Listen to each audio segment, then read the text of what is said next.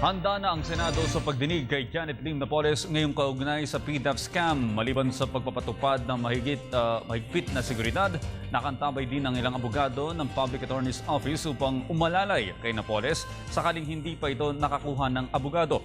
Para sa detalye, balitaan mo kami, Christine Santos. Handang-handa na ang Senate Blue Ribbon Committee sa gagawing pagdinig bukas kay Janet Lim Napoles na di umano'y 10 billion pork barrel scam. Kabilang sa paghahanda ang isinagawang ocular inspection at dry run ng security convoy ng Philippine National Police sa Senado upang matiyak ang seguridad ni Napoles. Hindi naman umubra sa Senate Blue Ribbon Committee ang pagtatangka ni Napoles na ipagpaliban ang hearing bukas. Ayon kay Senate President Franklin Drilon, may abogado o wala, kailangang dumalo sa pagdinig bukas si Napoles upang makapagbigay ng testimonya.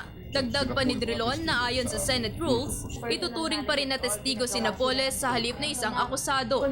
Tuloy ang hearing bukas, dadalhin ng pulis si Mrs. Napoles dito sa Senado at iharap sa Blue Ribbon.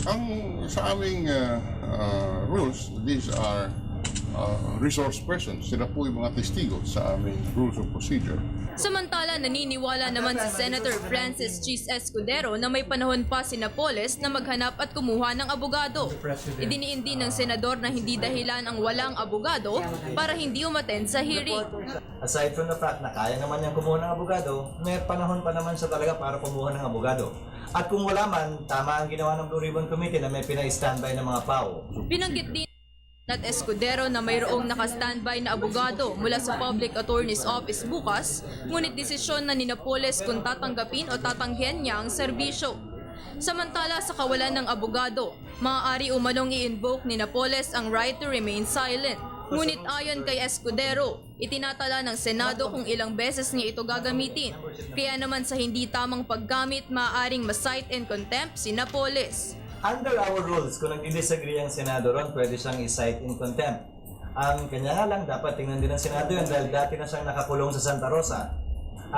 Ang sinasite in contempt ng Senado, usually dito sa Senado kinukulong. May aircon dito, mas maganda pa. Sinabi rin ng senador na oportunidad ang ibinibigay ng Senado kay Napoles para sagutin at harapin ang nag-akusa sa kanya, kaya importante ring dumalo sa pagdinig ang mga whistleblowers. Sa katunayan, oportunidad dito. Inakusahan siya dito sa komite ng Senado. Binibigyan namin siya ng pagkakataong sagutin at harapin yung nag-akusa sa kanya sa parehong komite ng Senado. Kung gagamitin niya yun, maganda para sa kanya. Kung hindi man, kawalan niya yun. Para sa Telebisyon ng Bayan, Christine Santos.